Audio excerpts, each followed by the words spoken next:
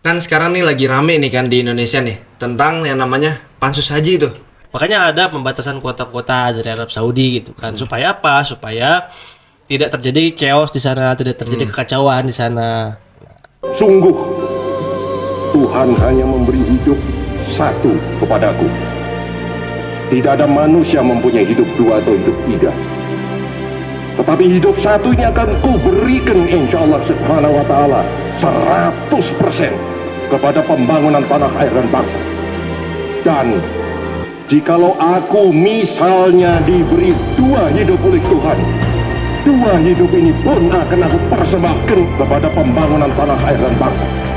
Maka aku minta kepada kita sekalian, marilah kita sekalian bersama-sama mengabdi kepada tanah air dan bangsa itu. Inilah amanatku kepadamu sekalian.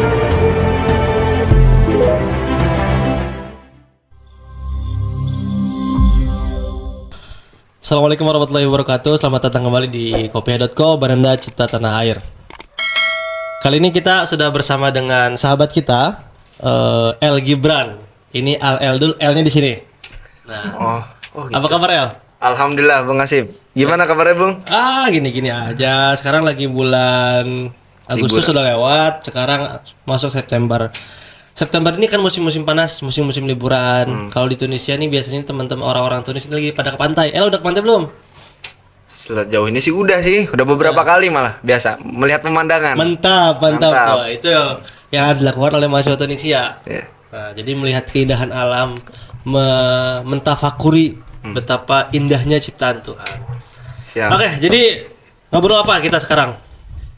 Nah, kan gini Bung. Kan sekarang nih lagi rame nih kan di Indonesia nih tentang yang namanya pansus haji itu. Nah, kan yang kita tahu nih pansus haji ini kan tujuan dibuat adanya pansus haji ini kan agar ibadah haji nih kan lancar nih ya, berjalan lancar, tidak adanya kendala. Tapi yang ada sekarang ini lagi viral-viralnya nih, yang katanya ada korupsi atau apapun itulah. Nah, itu gimana ya Bung? Menurut pandangan Bung Hasif sendiri nih, selaku mahasiswa Zaitunah, Iya. bagaimana nih Bung?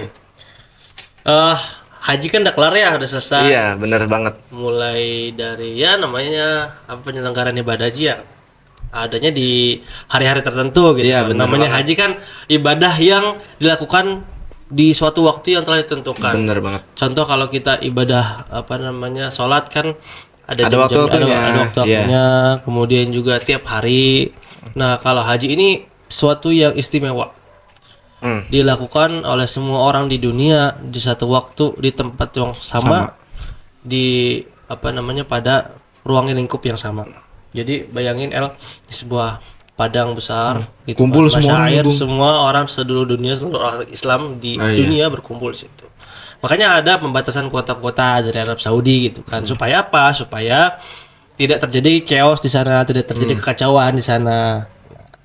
Itulah kenapa ada regulasi yang diciptakan oleh pemerintah Arab Saudi. Termasuk Indonesia. Indonesia juga Ada jatah-jatahnya. ada jatah-jatahnya. Pada tahun ini Indonesia itu mendapatkan kuota 221.000, terbanyak seluruh dunia itu. Banyak banget itu loh. Ya banget. Itu hampir satu provinsi lebih itu. Kurang lebih. Enggak, ya? kalau provinsi ya lebih banyak lah. Jakarta kan 8 juta. Kemudian juga kalau Jawa Barat 35 juta. Oh. Kabupaten mungkin ya. Mungkin kabupaten ya. Sukabumi. Ah. Enggak sih, Sukabumi juga lebih banyak kayaknya karena kabupaten lebih paling banyak. besar. Nah, kemudian ada tambahan setelah selesai 2023, haji 2023, itu ada tambahan kuota 20.000 lagi untuk Indonesia. Jadi total 241.000. Kok bisa banyak banget gitu ya? Iya.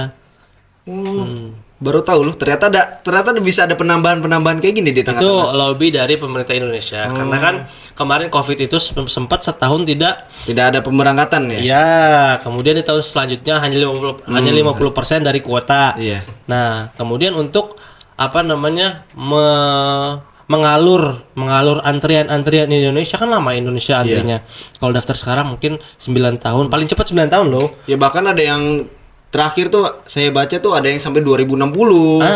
Itu kalau udah nggak ada umur gimana ya Bung? Itu dia makanya. Lama banget loh itu. Itu upaya pemerintah untuk mengulur atau juga untuk mempercepat antrian tadi. Nah, maka pemerintah Indonesia tahun kemarin itu melakukan lobby kepada pemerintah Arab Saudi untuk menambah kuota di tahun ini. Gitu loh. Akhirnya dikabulkanlah oleh pemerintah Saudi, ditambah kuota menjadi 20.000, jadinya ada 241.000. Nah, dari kuota tersebut itu kan haji itu dibagi jadi dua, haji reguler dan juga haji khusus. Nah, haji reguler itu ya yang biasa yang teman-teman daftar di di Kemenak itu. Iya, di Kemenak tapi lewat bank-bank gitu kan. Lewat bank-bank syariah atau nanti daftar haji kemudian juga tabungan haji biasanya. Nah, adapun haji khusus kan diselenggarakan oleh oleh biro-biro perjalanan travel yang mempunyai izin untuk menyelenggarakan ibadah haji khusus. Nah, mereka namanya adalah penyelenggara ibadah haji khusus atau PIHK. Nah, PIHK itu atau kuota daripada haji khusus itu adalah 8% daripada dari seluruh keseluruhan total. Nah, maka dari kuota 241.000 itu harusnya kuota daripada haji khusus itu jumlahnya 19.280-an gitu. Tapi yang terjadi pada haji tahun ini adalah kuota jemaah haji khusus berjumlah 27.000-an, 27.000 lebih. Itu itu menyalahi undang-undang. Iya. Nah, itulah kenapa yang menjadi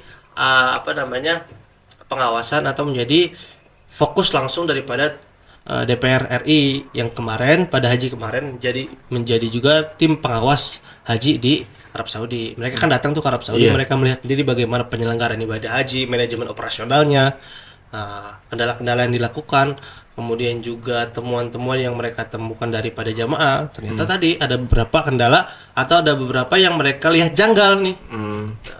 Pertama tadi kuota haji yang nambah banget itu kan, jauh banget kan dari harus batasnya itu. 8%, ternyata tiba-tiba kok 27.000 dari mana angkanya gitu. Makanya diselidiki lagi.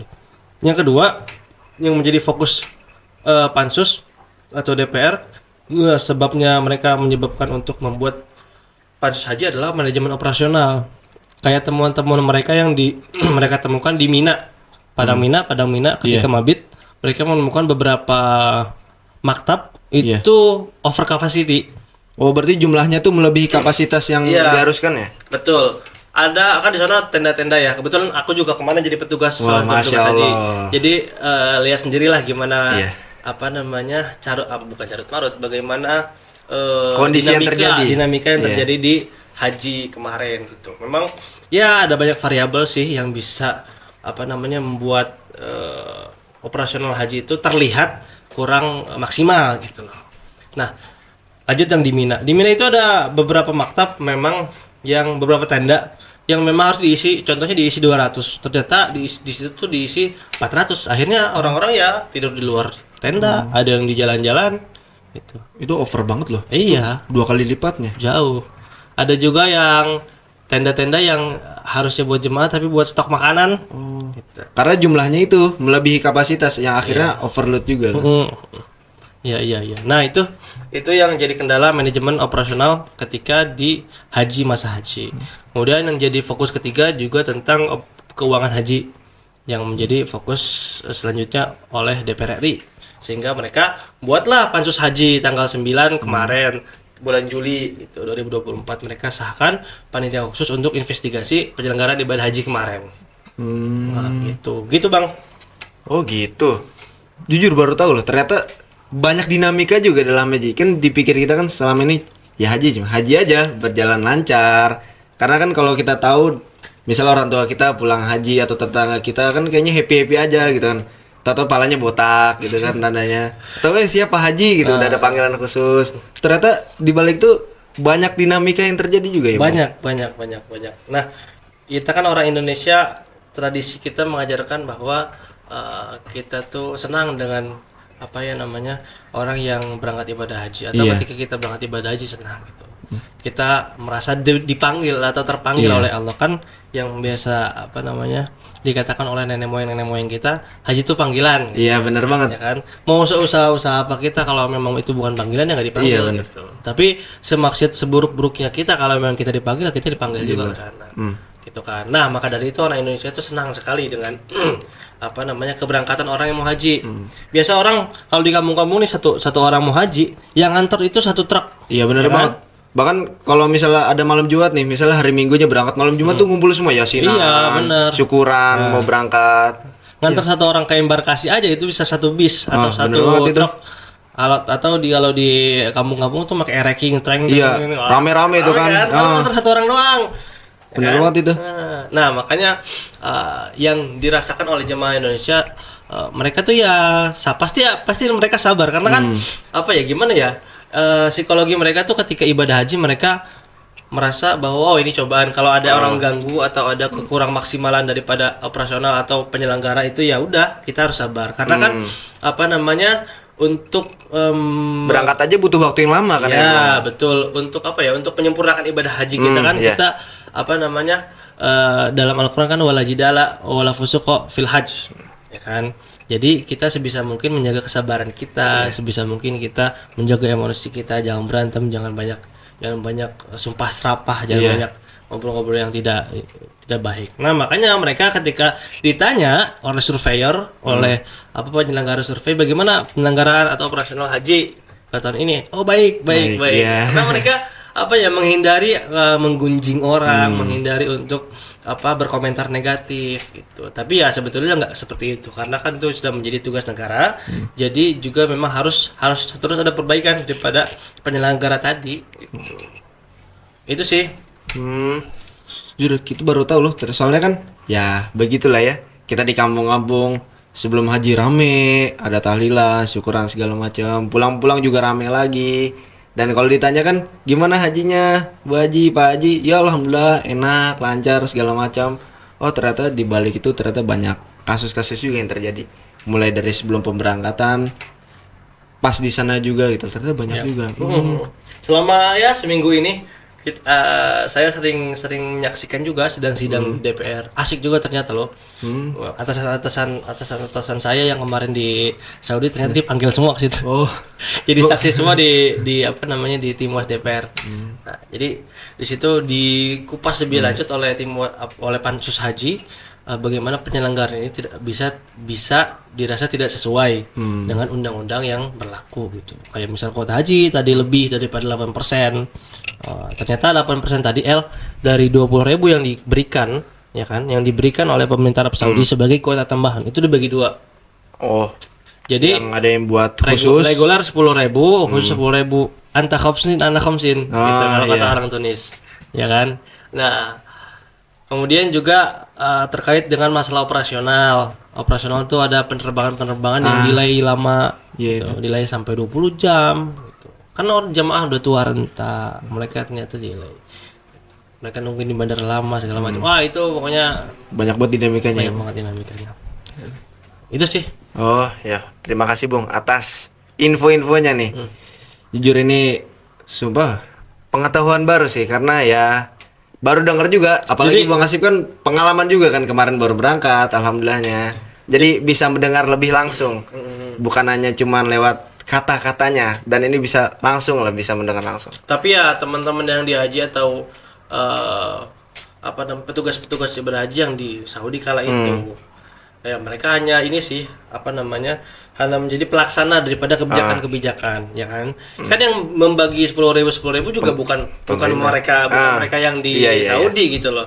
Bukan atasan saya yang di Dakar, bukan teman-teman yang di kantor urusan haji, yang membuat kebijakan itu ya kementerian gitu loh.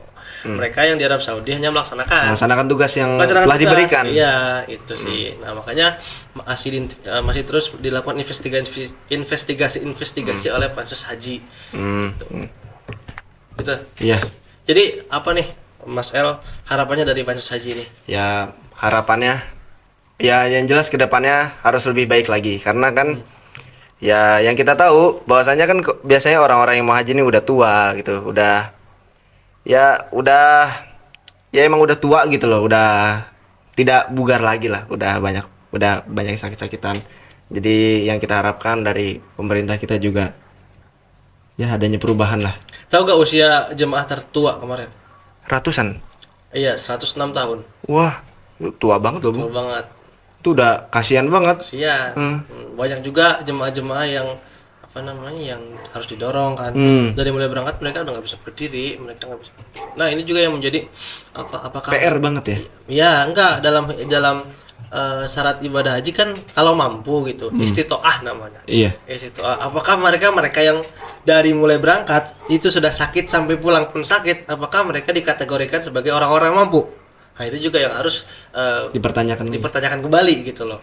Nah sekiranya agar yang berangkat itu mereka betul-betul mampu untuk melaksanakan ibadah haji. Karena kan ibadah haji betul-betul ibadah fisik. Iya. Itu jauh loh, Bung. Jalan harus wukuf. Yang paling menjadi cobaan itu ketika kita lagi mampir di Mina, kemudian tiap malam bolak-balik ke Jamarat lempar jumroh itu mantap tuh jalan rame-rame panas, mantap pokoknya. Nah itu yang harus dipertimbangkan supaya jemaah haji Indonesia itu yang berangkat tuh kuat, sehat dan bisa melaksanakan seluruh rangkaian ibadah haji. Ya jadi itu ya yang yang jadi catatan untuk penyelenggaraan ibadah haji. Semoga tahun depan lebih baik. Ya amin. Untuk jemaah kita, orang-orang tua kita kan di Indonesia berangkat ibadah haji bisa nyaman, di sana juga bisa aman, tenang, tentram, damai, semuanya juga bisa tercukupi, mereka pulang-pulang sehat. Kalau bisa sih makin gemuk. Gitu kan. Berangkat sehat, pulang sehat ya. Nah benar. Kalau bisa misalnya berangkat sakit, pulang sehat gitu, mantap tuh. Itu sih. Ya terima kasih Bung atas info-infonya, atas pencerahannya. Oke teman-teman Kopiah, sekian video dari kami. Kurang lebihnya mohon maaf. Jangan lupa untuk like, komen, dan subscribe. Sekian. Wassalamualaikum warahmatullahi wabarakatuh.